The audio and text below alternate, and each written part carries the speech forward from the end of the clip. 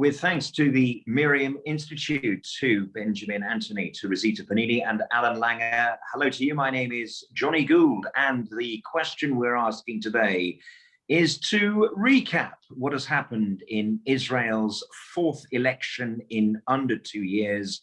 Israel at the polls, and hopefully not again in the immediate future. Two elections then in Israel to come, one where the eligible voters get to vote for a party, and 13 out of the 39 parties crossed the minimum threshold.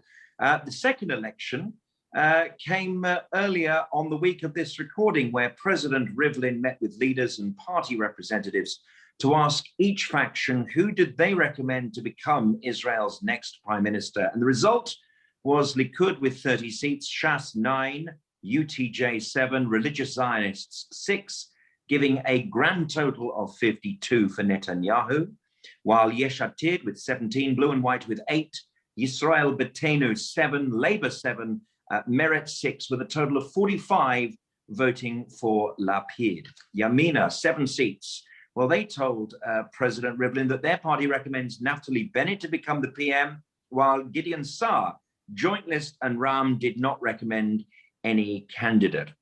And although Netanyahu has won more votes than Lapid or Bennett and is likely to be chosen by Rivlin to form the next government, Bibi also does not have a clear path to secure a majority. So let's try and make some sense out of this mass electoral algebra.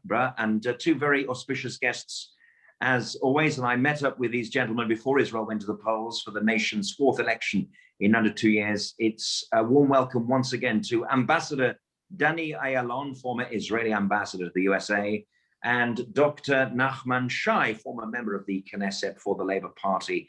Hello to you, gentlemen. Hello, John.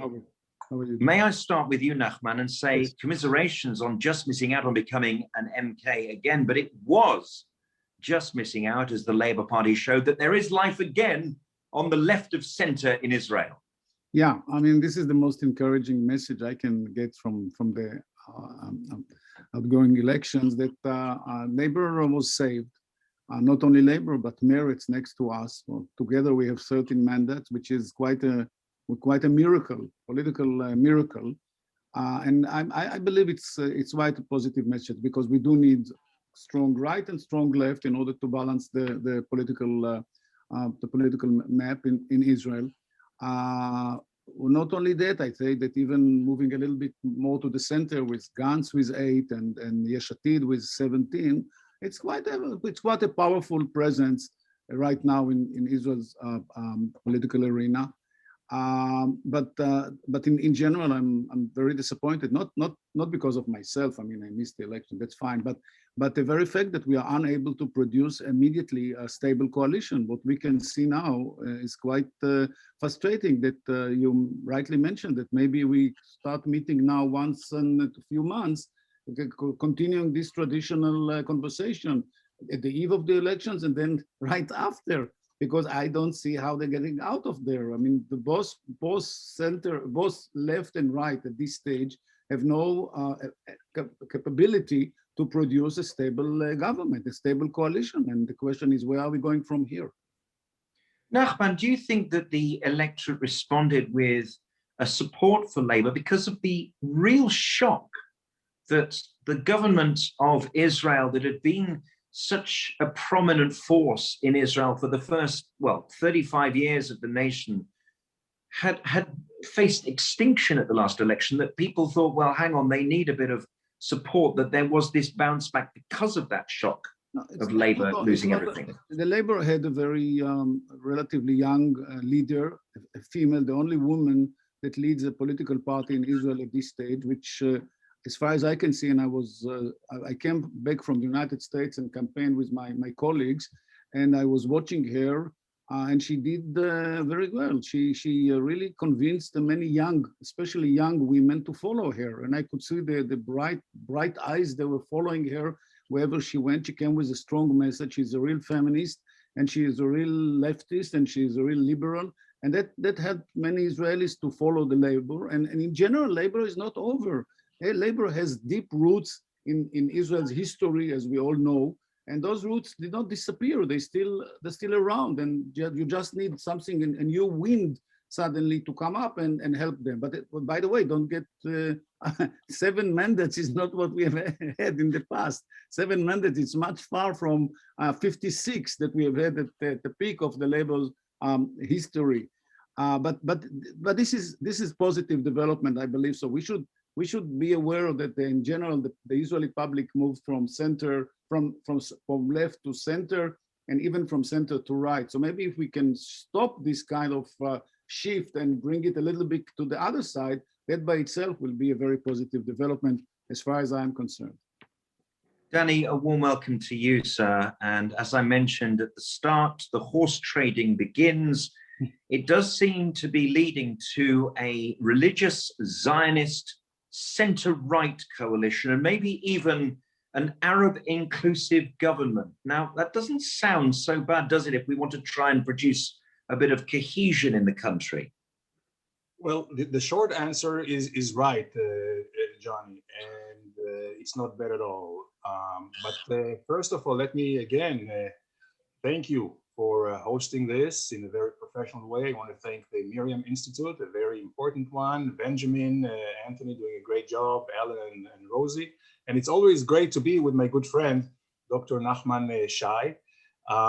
If before I go into it, I would like just to second what Nachman said about the importance. I would say it's more of an ethical importance. I would also political, that Labour Party is in and getting stronger. Nobody would suspect, Johnny, that I am on the left side of the political map. But I think it is time, not just for me, but for everyone, and I know Nachman is doing that, to think first and foremost as Jews and Israelis, before we think ourselves as in party lines. I think it would be much better to understand that this political game, as much as it is important for our democracy, our solidarity and our identity as a Jewish state is much more important. And all this boycotts and recrimination shouldn't be here. So I think it is very important that Labour Party, which is the party who has founded the modern state of Israel with Ben Gurion, which is a great, I'm a great admirer of, is coming back. So after saying that, I would say that. Okay. Now, where's the bomb? Where's the bomb? Now for the punchline. After that, I'm going to address directly Johnny's question about, well, I would say short of the Arab, any Arab party, indeed, it would be a religious, orthodox, almost extreme right party, especially with the Smotrich party. I don't think any Israelis, whether it's from the right or the left, including many Likud members, which I have known, that are happy about people like Ben Gvir or Maoz from Noam, who is a homophobe, joining the coalition. I think this has to be put quite frankly out in the start. But again, this is the system. They have not been barred by the Supreme Court. So as long as they were let run by our judicial system, who are we to criticize that? So whatever government is formed will be a legitimate government, even including those extreme right party. However, I quite frankly, Johnny, do not see it happen, because I don't see how these guys, especially the Zionist, religious Zionist party, the Smotrich party, how are they going to sit with an Arab section or party? They have already said that in a very adamant way. So the only way for Benjamin Netanyahu to form a government, and we know the recent development is that he was given the first mandate from President Rivlin to try and form a coalition. He does have only 52. I think in order to get majority, his only way is to bring in, first of all, Naftali Bennett, with his 7, and also Gideon Saar with his 6. Gideon Saar said already he would not do it, But if there is no cracks among the members of Knesset of Gideon Sa'ar, or if Gideon Sa'ar himself does not relent, I don't see a formation of government by Bibi Netanyahu, for the reason I just said, that the Arabs are not will not be an integral part of that, maybe unfortunately.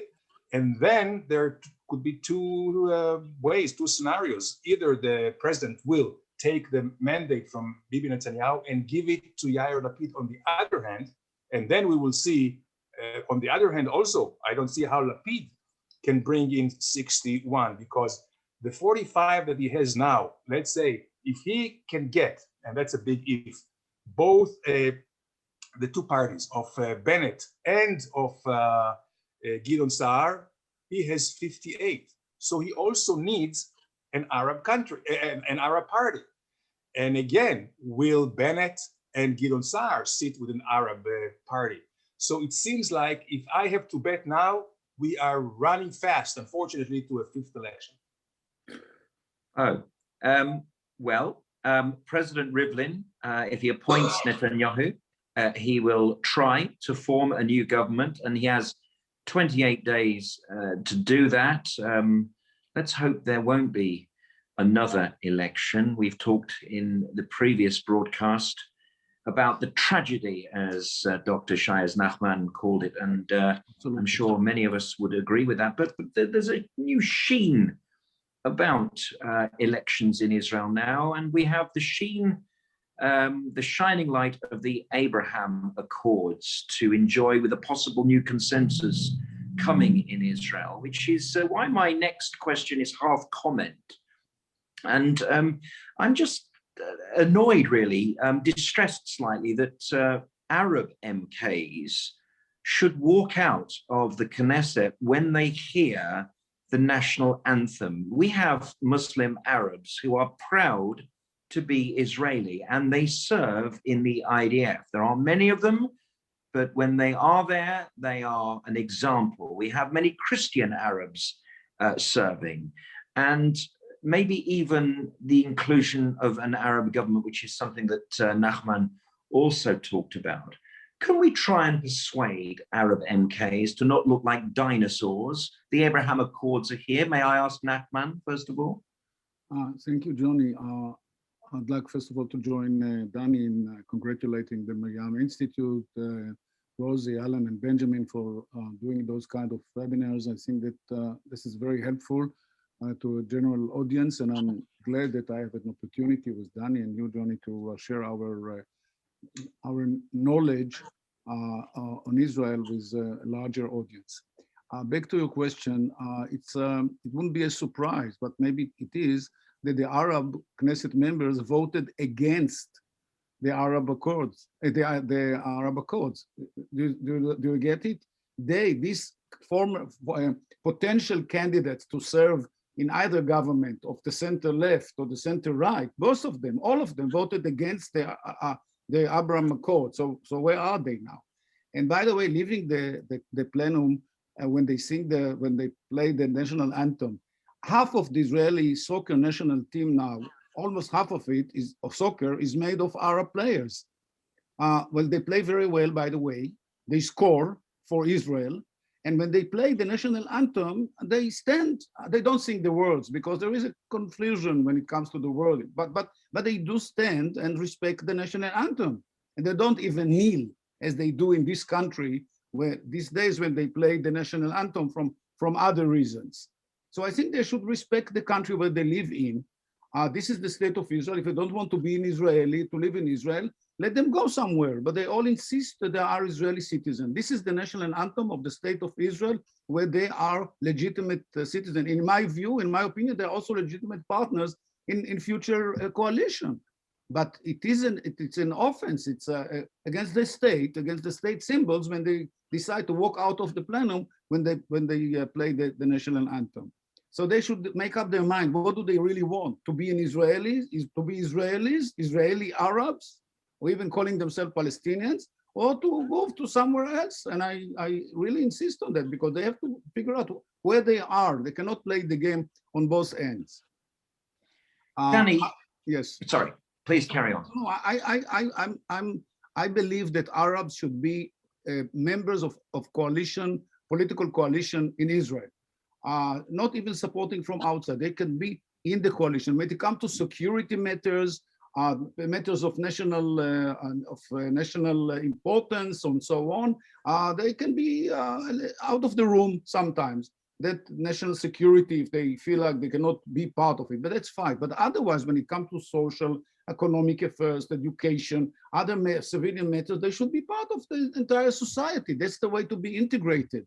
Again, I believe we should include them in a government, but I'm not sure it's going to happen. And I unfortunately agree with Danny that may we easily end up with the 5th, 6th, 7th, 8th. That's a new Jewish tradition now. Every 6 months to have another election campaign, another campaign. In history, people will look 100 years from now, they look back and said, what was going on in this country that every few months they went for another election to one election to another election campaign. But that's the way it is. Maybe the political system will look a little bit different in 100 years' time.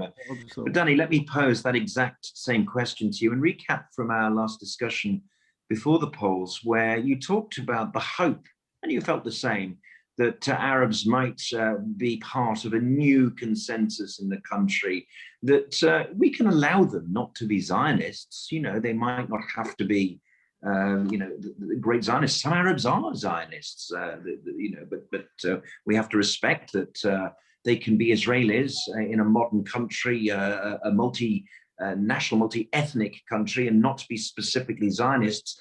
But I did watch the Scotland-Israel game because it seems that only Israel plays Scotland and no other country at football over the last few years. And I not being too conversant with the Israeli team, I think all of them sung the Hatikvah. And I was trying to work out how many of them weren't Jewish. It seems that there is, and I'm wearing rose-colored spectacles here, since the Abraham Accords, a slightly better consensus in the country. Well, first of all, you are right, John. And I have, in my different trips in the country and meeting with people, including many Israeli Arabs, they are ecstatic about the Abraham Accord because not only it gives them pride, it also gives them opportunities, because they can be a great bridge as translator, as joining business companies, knowing the culture, and of course, changing the atmosphere altogether. I would say probably that most Israeli Arabs, which make about 20% of the Israeli population, would be very much for that and would like to actually join in a more active way the political system here, to be more of a players. And we see this to the extent that MK Mansour Abbas, the guy who said that he could support Bibi Netanyahu, and everybody poo-pooed him and they thought he wouldn't even reach the threshold, he got 4 mandates, almost as much as all 3 other parties together. It's 6 and 4. He got 4, all the other parties, the Arab parties got 6. But just as reflected in this outrage that we saw in the Knesset today, that the Arab members of Knesset do not have even the decency to acknowledge the state they're in, where they get all the services, where they get, their best medical system, security, jobs, and everything else, that they are really trying to undermine the legitimacy and the very existence of the state. This is unheard of. And I think there should be ramification about that. I think that what they do is a great disservice to the people that they supposedly represent, the Arab Israelis. And they make these mistakes time and time again. It really reminds me the Palestinian leaders that for now over a century have betrayed the national interest of their people by saying, no, no, no, they're rejectionist, and this is why they're losing. This is why also the Arab population here, in many ways, are not up to par to the rest of the population, because all those leaders of them, these members of Knesset, they are the ones who intimidate the Israelis from any cooperation with them. And I hope that the Arab people here will understand it and maybe will do something to change this leadership. And this is a big obstacle. I think that they should take a page from 2,000 years of Jewish diaspora. You know, Jews were spread in more than 150 countries in the world, throughout the globe. They kept true to their tradition, to their religion, to their culture, but it was never in dissonance with their allegiance and loyalty to the government of the country they lived in. So this is where the Arab leaders are making a big mistake, and I hope there will be a big change, if not in their attitude and policies, at least in personalities, that the Arab community here will elect new and reformed leadership.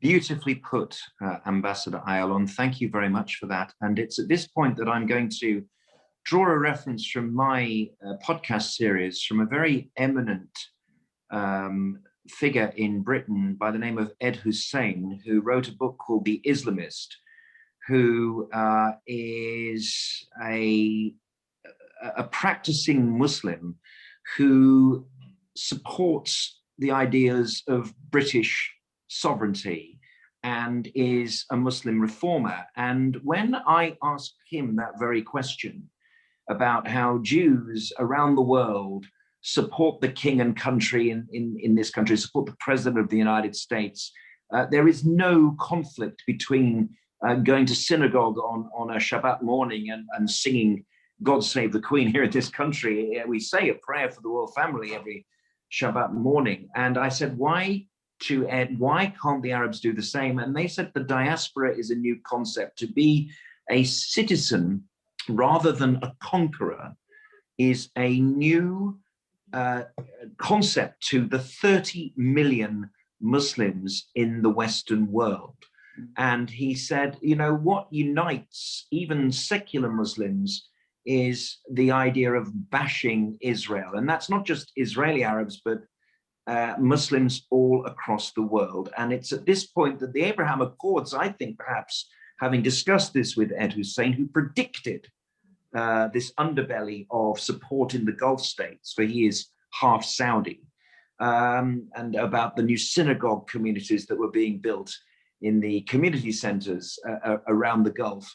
That if the Muslims can grasp this new idea of being citizens in the West, then they too can indulge themselves of being patriotic in some form with Israel. And as you said, Danny, I'm going to put this to Nachman, their leadership is holding back the sentiment of this new mentality amongst Israeli Arabs. I think Israeli Arab, the leaders of the Israeli Arab are missing very much if they ignore the sentiment within the so-called the average rank and file of Israeli Arabs. They would like very much fully integrate into the general society. If you watch them in their daily life, if you go and visit Arab villages, which we call them villages, they are actually mini cities, if not large cities. They run normal life. They dress the same like any other Israeli. They go and have the lunches or dinners or go to restaurants all around their neighborhoods. They're ready to go and have coffee in a neighboring mall and so on. They do like very much to change their life according to what they see and what they watch on television, what they see by their own eyes. The leaders are still occupied with different perceptions of Israel, and this is the great mistake. By the way, I think Abbas Mansour, the Ram leader, he understands much better than the Joint List. The Joint List are still living in their past. Abbas Mansour finally realized that if he wants to cater his own electorate, he should bring them something real, tangible, which means money, okay? Money for their education system, for welfare, for their own cities and villages that they need desperately, infrastructure and so on and so forth. And he can do it. We will easily give him as much as he wants, but of course he has to pay in return. They should drop now, as far as I can see, at least to prioritize their life differently and put this, the first priority is daily and daily life, let's call it this way. And when it comes to their national feelings, they don't ignore it, and they could wait for the day the Palestinian state will be established and they will choose where they would like to live. But up until then, there are almost 2.5 million Arabs living in Israel, and they would like to live a normal life, as I call it. And for living their normal life, they need the government. Of course, it should be done differently as well. But if not, they should take the example from the Orthodox community, ultra-Orthodox community in Israel, which first of all come to vote 100%, not like the Arabs, 50%, 40%, 30%. They come 100%. They take full advantage of the political power, and they can literally feed their communities with state support, with state aid. The Arabs should do exactly the same. 100% Arabs will come to vote, we'll have 20 Knesset members, Arab Knesset members. I know it scares many Jews, but that's the way it is. And secondly, this is the stage in their life where they can tell the government, you want you want our support, you want our votes in the Knesset, pay for it. This is politics. Danny knows politics very well. This is all about, this is politics. We have a huge representation in the Knesset, and now we want to cash it in for our own community. What's wrong about it? What's wrong about it? Plenty to think about there, and the sweeping changes in Israel are creating for this new consensus whether the old class of politician on the Arab side is ready or not. And since we last spoke, of course, Israel is re-emerging from the severe lockdown that the country was in, and showing the world how life can be after coronavirus. Danny, for anyone who wants to take a holiday in Spain, they better cross out Spain and put Israel or even Bahrain as their summer destination if they want to come out from Western Europe. This really is a tremendous public relations victory for the state of Israel. Oh, absolutely. I think it shows the true nature of Israel and Israelis. First of all, we are a very, very able people. We can take challenges head on and succeed. You know, a country with almost no natural resources, notwithstanding, of course, the new discoveries in our economic orders in the Mediterranean with the natural gas.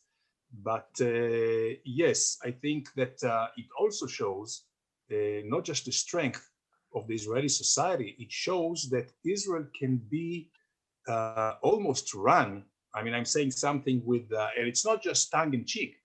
Israel is a strong country with a strong people that can run even without a government. You know, we've had for the last year almost what is called a paritatic government headed by two opposing figures, Bibi Netanyahu and Benny Gantz, which canceled each other.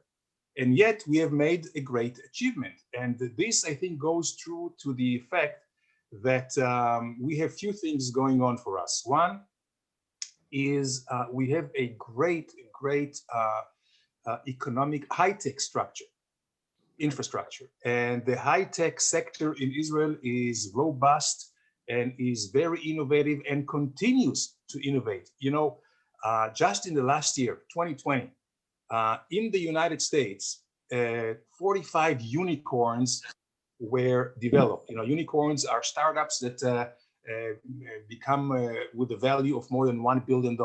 45 in the United States, 25 in China, and in little Israel, 15.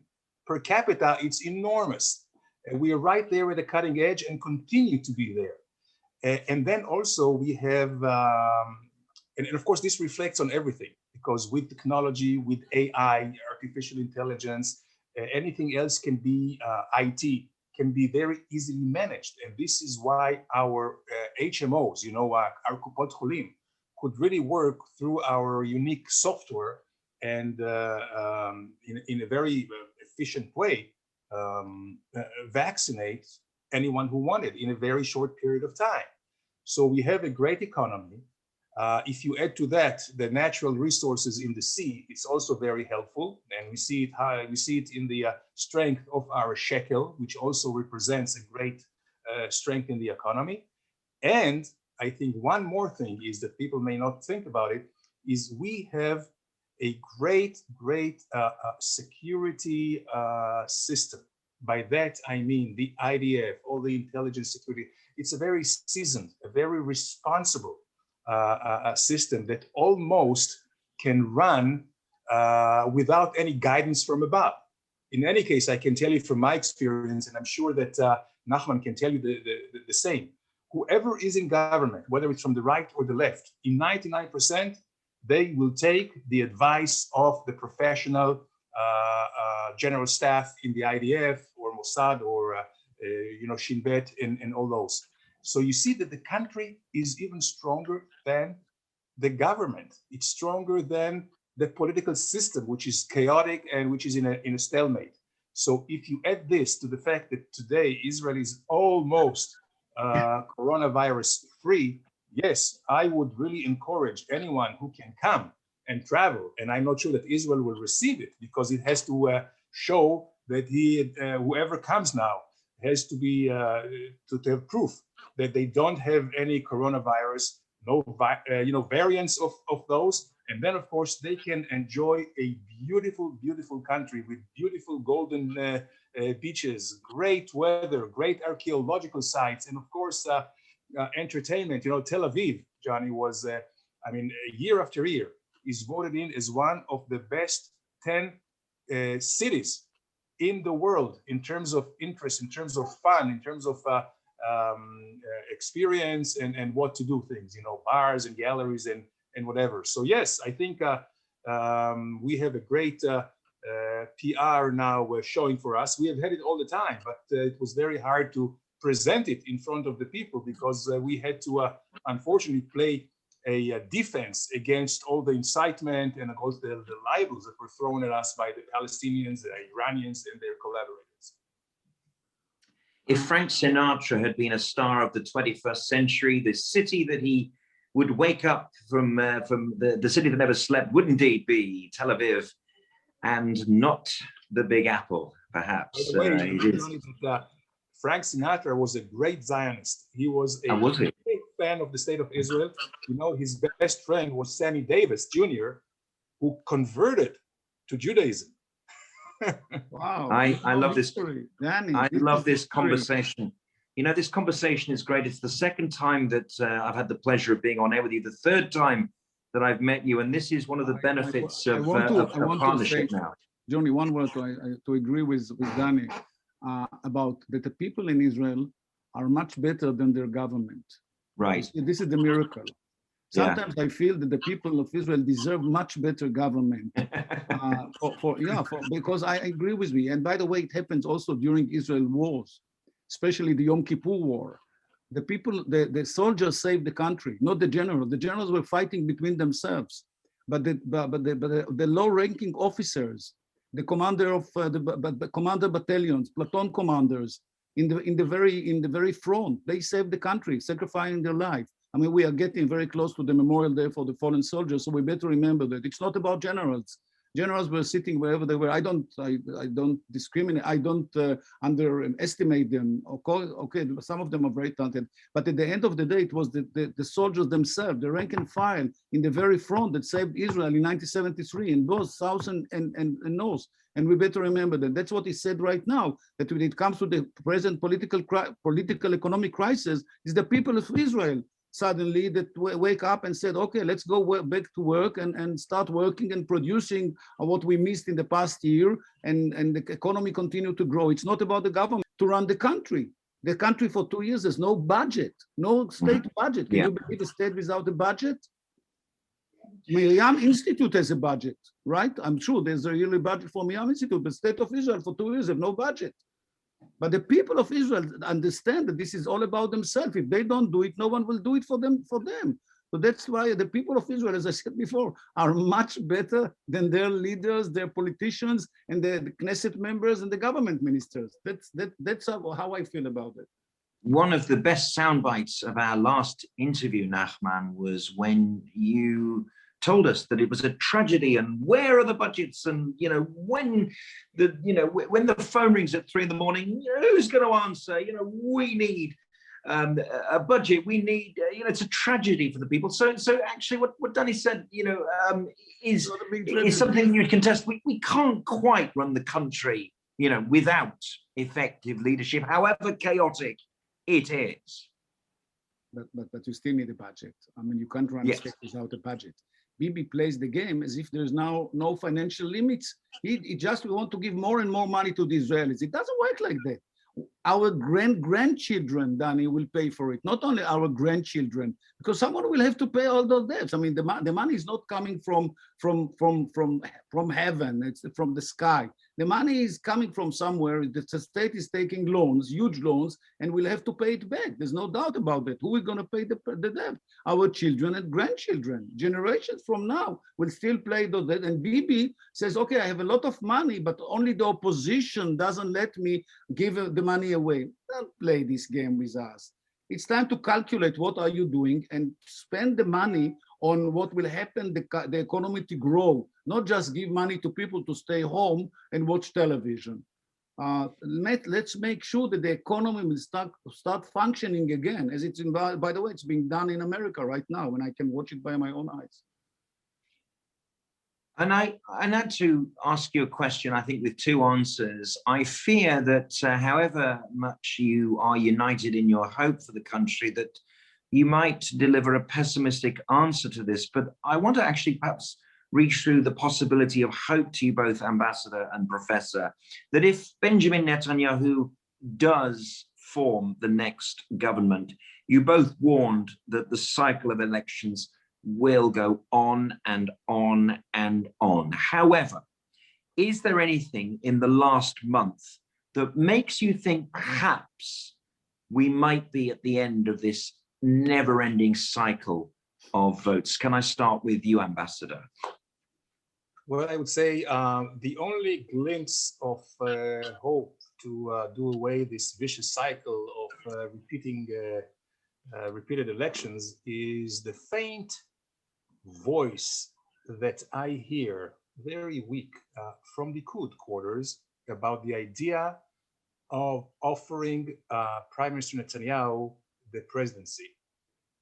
So if he becomes president, that would be a dignified way for him to come out of all this mess we're in, and he's done many great things for the country. He's a patriot. He's maybe a controversial figure.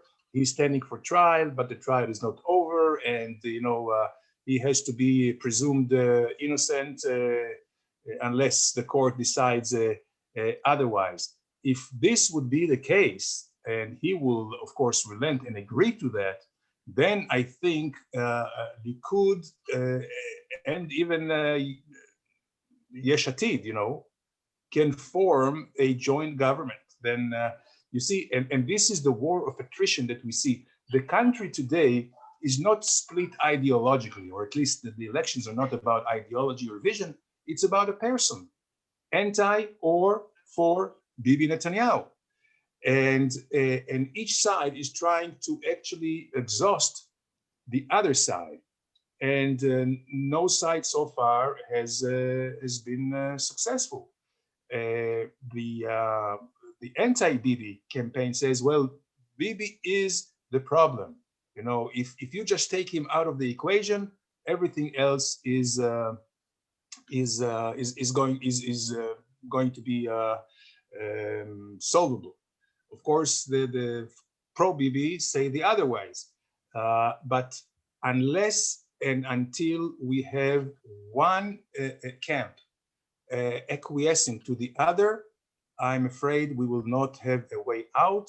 I think, again, it could be a good way, because the one thing that I don't care for with the anti-Bibi is that they want to see quote unquote blood, political blood of Bibi and Netanyahu, to humiliate him. And I think this is not right. Sometimes I think that they want to humiliate him more than they want to defeat him. And of course, this backlashes, because what happens is that Bibi can claim that they are out on a vendetta campaign to him, and this galvanizes his supporters to help him against this personal vendetta. So I would say that if both camps would be a little bit less emotional about it, we can find a rational way out. We have spoken before, I think the last time, Johnny, about a term limit for prime minister, which may be also in order. But the way to solve the situation is to let Bibi Netanyahu live with his head up. And I think this is the key to solve the stalemate we're in now. Dr. Nachman Shai, the idea that anyone but Netanyahu forms the next election, forms the next government, I should say, a Freudian slip there, because of course there will be a next election according to both of you, but the next government is wrong in the sense that they could won 30 seats. Yesh Atid got 17. You know, it should be right, however stalemate orientated this will be, that Netanyahu does deserve the first 28-day opportunity to form the next government, whatever the circumstances of the fallout. Well, I would like first to respond to what Danny said before. I think that Netanyahu is the problem, is not the solution. And if he is not around, I mean, as a candidate for prime minister, it will be resolved, the crisis, there will be resolved in a very short time. Unfortunately, it will be a right-wing government, but that's something different. That's not my political camp, but it doesn't really matter in this case. It will bring more stability to the country, which is more important than where you are politically, right or left. Israel deserves some stability. Netanyahu cannot serve as Israel's president. The president's residency is not a city of refuge for anyone. He has to step down and stand for his own trial in the Jerusalem court and be there every day and defend himself. Until he's found not guilty, he cannot serve in any public service, as it is done, by the way, on any other government minister and Knesset member. Okay, Knesset member and government minister cannot continue to serve either in the Knesset or in the government as long as they are faced with a trial like Netanyahu. This is an exception, and we have to correct it next time in legislation, in our Knesset legislation. It cannot continue this way. I have a lot of respect to Netanyahu. I totally agree with Danny. He has done great things for the state of Israel. I think I told you I've known him for 44 years or 45 years now. I mean, really, we're supposed to be good friends, and I believe we're good friends. Still, he is now under trial, and he has to defend himself, and he cannot serve in the same position at the same time as a prime minister, as it was manifested on Monday, when it's 8 o'clock in the morning, he appeared in court, and it's 5:05 he addressed the Israeli people attacking the court and the state prosecution. It doesn't work like that. It doesn't work like that in democracy. And he was blaming the prosecution as if they are trying to throw him out or to bring him down. It doesn't work.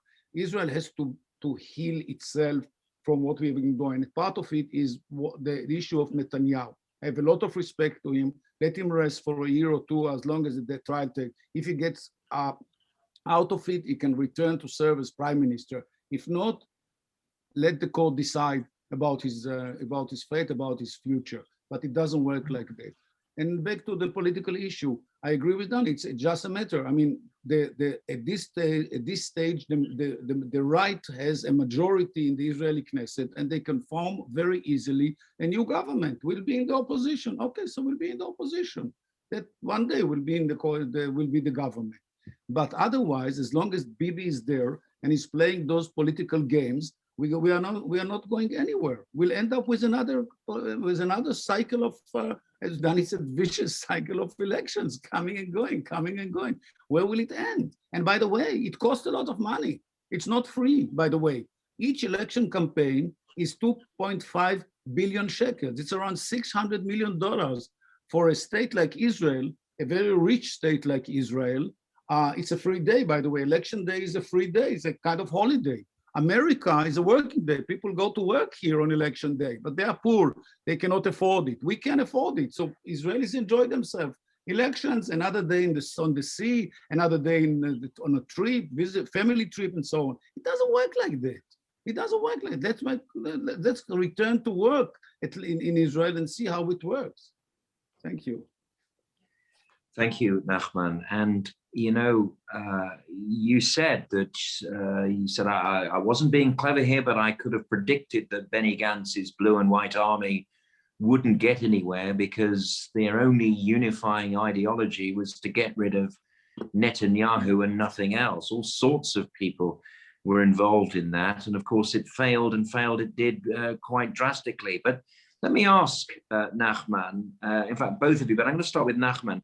Can the left of center politics in Israel coalesce around genuine ideas to oppose Netanyahu over and above just wanting to get rid of Netanyahu? I mean, you know, goodness me, he's been prime minister for a very long time. There must be a number of aspects about his roadmap of social ideas, things that he's failed at drastically, that the center left can, you know, really get stuck in. I mean, it can't be this difficult for the center left to produce some kind of populist concept to be elected.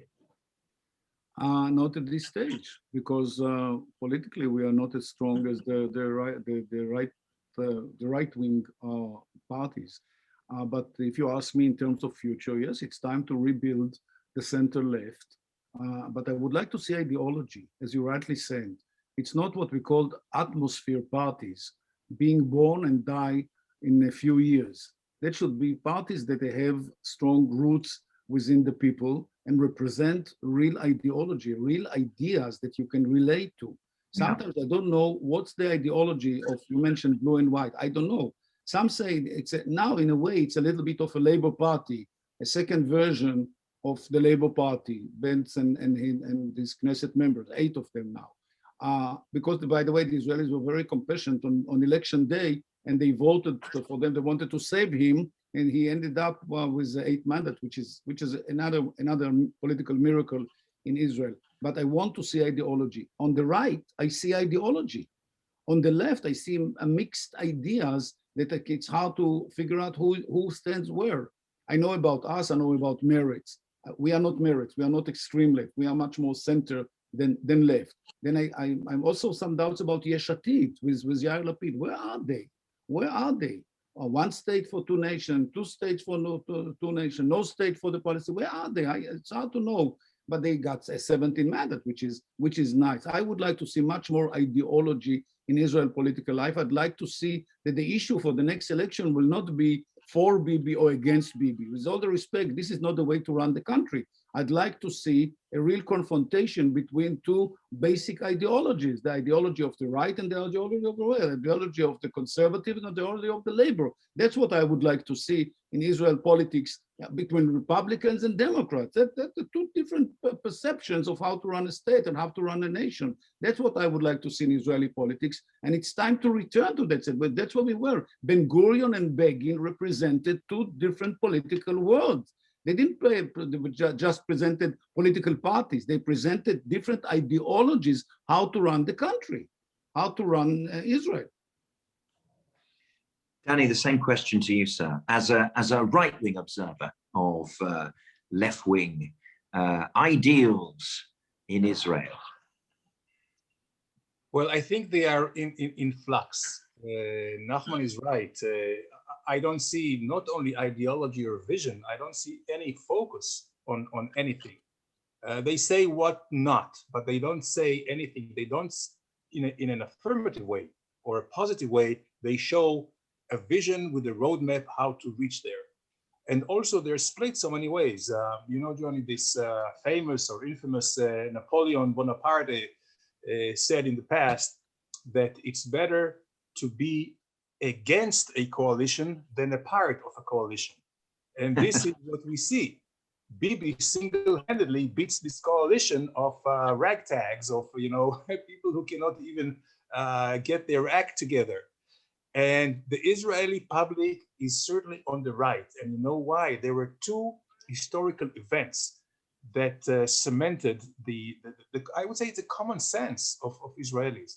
One was in 2000, after the betrayal of Arafat and the Palestinians in Camp David, you know, getting everything they wanted, and not only they rejected, but they started this intifada. This was the first event. And second was 2005, the disengagement from Gaza. Here they had an opportunity to take Gaza. We made a painful concession by uprooting almost 10,000 Jews, Israelis from Gaza, giving it all to the Palestinians. And then what happened? They turned it into ruins, you know. And not only that, they use it as a platform to launch attacks on Israel. So there's no wonder why probably 70, if I would just, you know, take the Arab Israelis out, among Jewish voters, probably 70% are on the right side now. And what is being on the right side now is, first of all, not ascribing to a two-state solution at this point. You know, during the Oslo Agreement, 75% of Israelis were for two-state solution because they really believed in the process. But now, after this betrayal, they are against it. And I think they are right to do that. It's just a common sense and a desire to live and to survive. And here, the right of center has a clear message of not giving any concessions to the Palestinians as long as they do not reject anti-Semitism, their desire to destroy the state, incitement, and terrorism, of course, so on and so forth. And on the other side, we don't see any clear message. So as long as this continues, I think we will continue and see right-wing governments in Israel, whether it's with Bibi Netanyahu or without. And Danny, in our last conversation, you said that the mind boggled at the way that the Labour Party organized itself, in that in the wake of an election defeat, there was then a leadership election with all the disruption there is to ideology, and that you looked at Likud and you could draw a line back to Jabotinsky. I mean, this was a great lesson for me, that, you know, there haven't been many Likud leaders, and each and every one of them is an absolute legend of the modern state of Israel. And Labour, you know, you have to look back to, you know, the sort of 1980s, even perhaps maybe a little bit later, the 1990s, to spot the great sort of left of center leaders in Israel. And you say that is down to their own party organization. They're shooting themselves in the foot. Absolutely. I would say, you see, until the last great leaders of labor, you know, after Ben Gurion, were Levi Eshkol, which doesn't get the due credit. He's been a great prime minister. By the way, he was the one mostly responsible for Israel's great victory of the Six-Day War. He was the prime minister at the time. Dayan came only 5 days before the war started. But the one who prepared the army and everything was Levi Eshkol, then Golda Meir. And after that, the party split. They always had battles between camps. They were more fragmented. It was Shimon Peres against Yigal Allon, and then Shimon Peres against Rabin. And after Shimon Peres and Rabin, it was you know, an all-out war. There wasn't a clear leader. And here also, you see how the rules and regulations of the party, you know, this article of association was a detriment. Why? Because, and Nachman would know it, and I think Labor should actually cancel this practice or this law, by which if a candidate to prime minister of the Labour Party does not win the election, It was within eliminated. 14, right? It Within was 14 months, they have a general primaries No, to replace him. it is eliminated, Danny. It's eliminated now. It's no Oh, it's longer. eliminated. Okay, Yeah, so hopefully this will They be. heard you. They heard you. They heard you, and they. I'm glad. I'm glad. We'll see what happens They now. changed the protocol. Yeah. Okay. You're So right. anyway, we see the left is in a flux, and the right is much more organized and much more united. Excellent. And a bit like the state of Israel, you don't need me as the inquisitor. You guys are much stronger than me, and you can get on with the debate quite happily without me. It's Israel might be sort of in a center-right environment and has been for a while. Not so in the United States. If the election result is to be believed, Donald Trump was the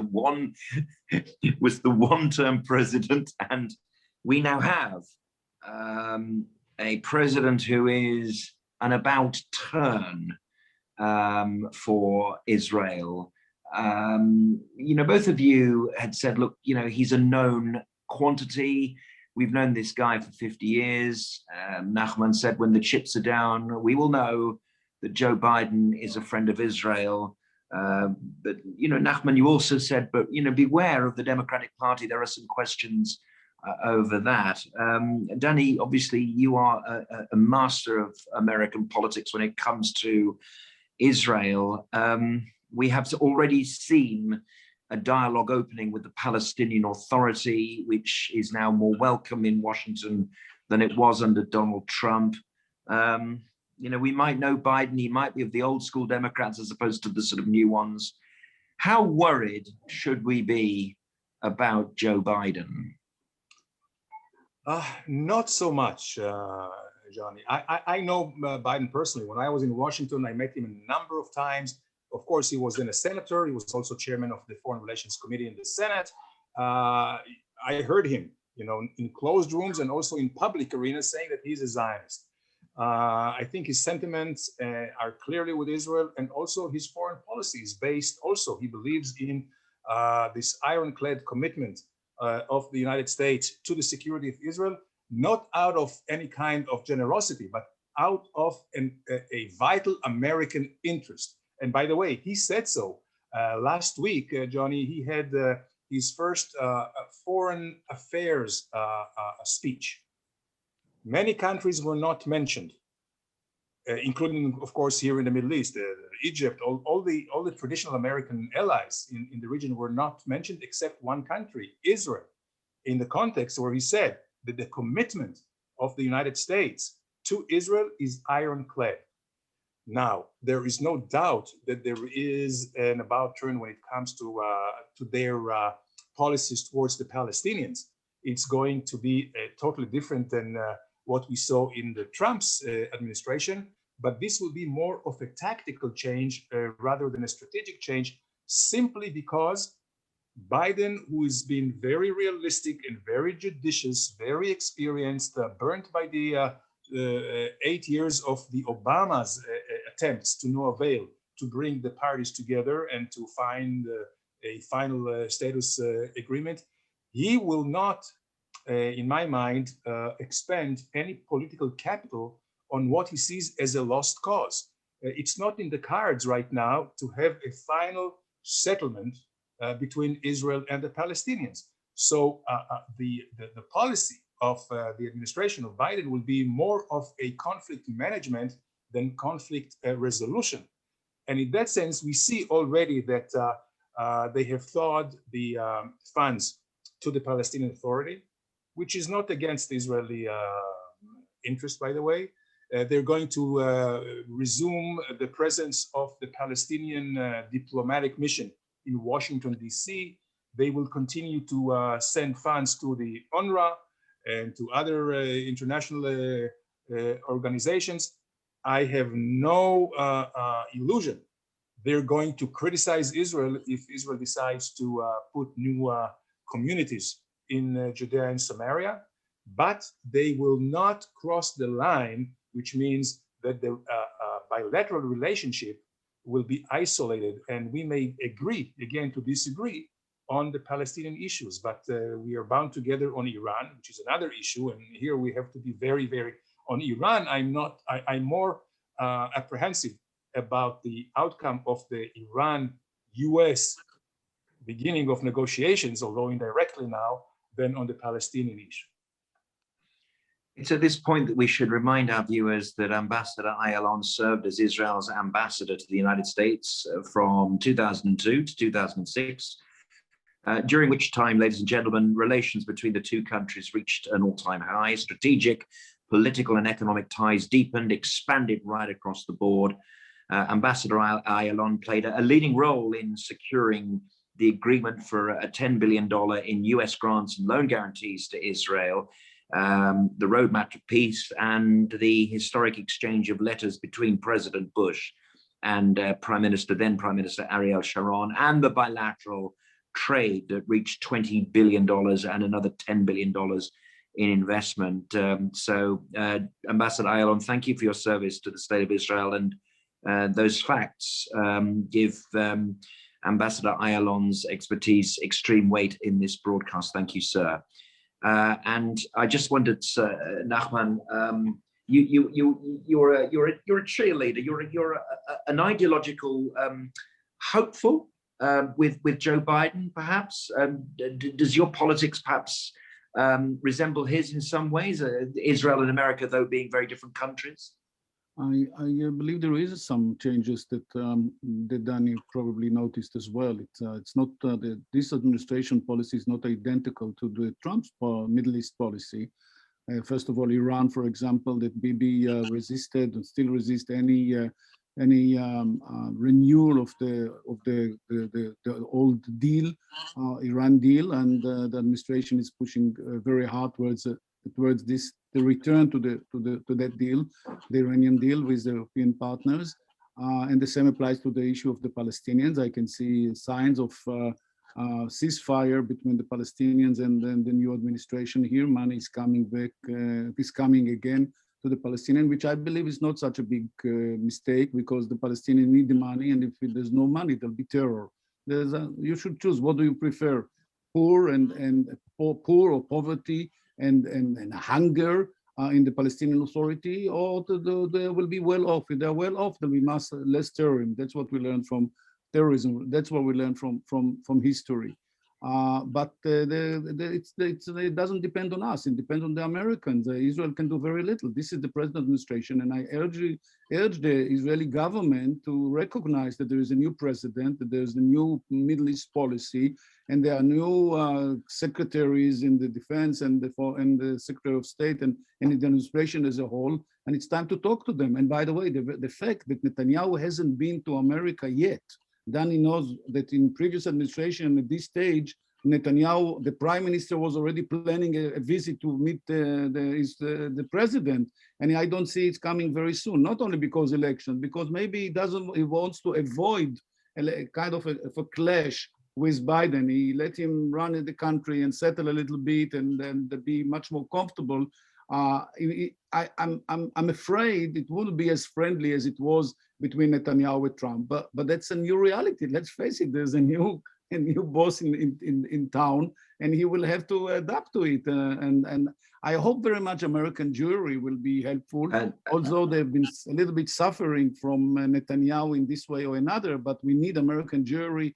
We need their support. We need their let's say, contacts in Washington, in the new administration, to ease the tension and to help bringing together Biden and Netanyahu. They personally know each other very well, as Danny mentioned. And Biden has been a very, very good friend of Israel for generations. So I don't see him changing such overnight. But he's not alone. He's running the state with other ladies and gentlemen around him, and he will have to listen to them. And in the Democratic Party, as we know, there are different voices right now, and he has to be tuned to them. He cannot ignore them. They kick and live, and you hear them very well in the media and elsewhere. And I guess they also have a way to address the president and tell him what they think about his Middle East policy or about the Palestinian issue. So it's going to be a challenge for Israel. I have no doubt about it. And it's at this point that I want to remind our viewers that when Nachman talks about American Jewry, he talks with a great deal of expertise, because before being a member of the Knesset for the Labour Party, before 2009, for 10 years he was in the Knesset. Dr. Shai served as Senior Vice President and Director General in the Israel Bureau of the UJC, the Federations of North America, Director General of the Israeli Ministry of Science, Culture and Sport, and concluded his military career in the IDF as Brigadier General, earning his PhD in Political Science and Communications from Bar Ilan University, and Press Politics and Public Policy at the Harvard University John F. Kennedy School of Government, and a visiting lecturer at the Institute for Study of Modern Israel at Emory University, Atlanta. So, gentlemen, Nachman, thank you very much for your service and for your knowledge of the United States. I really want to move on to the hope that we both have, because the last broadcast that we did together, which was across the United States and proudly part of my own podcast series on Johnny Gould's Jewish State, thanks to my friends at the MirYam Institute, I would like to end with a real message of hope and unity, because it is rare that you have such a deep friendship with each other between center right and center left, which speaks of a great deal of hope and consensus that Israel is always put first to serious politicians in Israel. That, we can fight cat and dog about a number of things, but at the end of the day, it's about a strong Israel. It's a country built on security and making sure that, however much of an opposition that you have with the leadership, or indeed the opposition,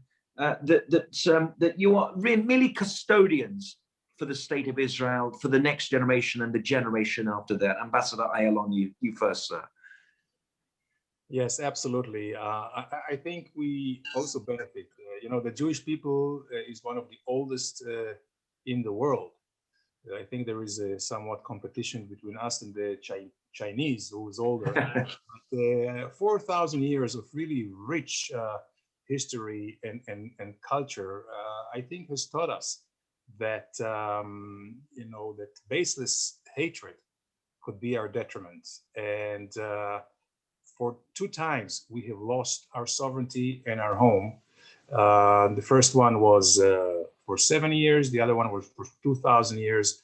Today we live in the third sovereign Jewish state, country in our own land and heritage, and no more. I think Israelis know that, and with all the acrimony that you see in Parliament, in the Knesset, I can tell you behind the scenes when we meet, whether it's right or left, 95% of all those people understand that what brings us together is much, much larger than what separates us. And we know we're committed. We're committed that this Israel will live forever, not just for us. It's, I think, for the entire Jewish people, and I believe, quite frankly, for the entire democratic world and Western civilization. So the last word I can think of, Johnny, is Am Yisrael Chai. Am Yisrael Chai, Ambassador Ayalon, thank you for those words of positivity. And going just short, I think, of asking for the third temple to be built at this stage. Nachman, I'm sure I will receive rousing words from you as well, sir. I really want to apologize. For the second time, me and Danny are not fighting fiercely with each other. So we probably do not perfectly represent our political camp, which is not helpful to the show that you would like to present to your audience. But at the same time, I think we better represent the people of Israel, that most of them are center left and center right. They are not in the extreme right or not in the extreme left, and they can live together, and they will live together for many generations to come. But we have to heal the country, we have to heal the society, we have to get out of this political crisis. And I agree again with Danny, with an historic perspective, we have come through many other crises in our history, in our short histories, and as in Israel, but in the long history of Jewish people. And the day will come. We just have to hope, and we have to be patient, and we have to lower the fire. We have to get used to live together and figure out that we have a common future for all of us to live in Israel, in the only Jewish state in the world. And we are very fortunate to live in this time and to be part of this journey of the Jewish people. And we have to do our best to make it stronger and to survive any challenges from inside and outside. And I believe we will. And as Danny said, he said, Am Yisrael Chai, I will say, Netzach Israel lo yishaker. Wonderful. Amen. And now you have to translate it, Johnny. Now you have to translate it. I mean, Netzach Israel lo yishaker. Danny, how do you translate it? I would say pretty much the not literal translation is that the people of Israel will live eternally. Okay, well, that's all right. Amen. I'm absolutely delighted with that translation and do not need any further interpretation. Gentlemen, thank you very much indeed. That was an enlightening conversation of tremendous weight and expertise. It really is a privilege to have been asked, not once, but twice, to host this on behalf of the MirYam Institute. So once again, I would like to thank Rosita Panini, to Benjamin Anthony, to Alan Langer at the MirYam Institute, to Ambassador Danny Ayalon. Thank you, sir, for your contribution. Dr. Nachman Shai, thank you, sir, for your contribution. I am Johnny Gould, and I wish you a very good day. Thank you very much. Thank you.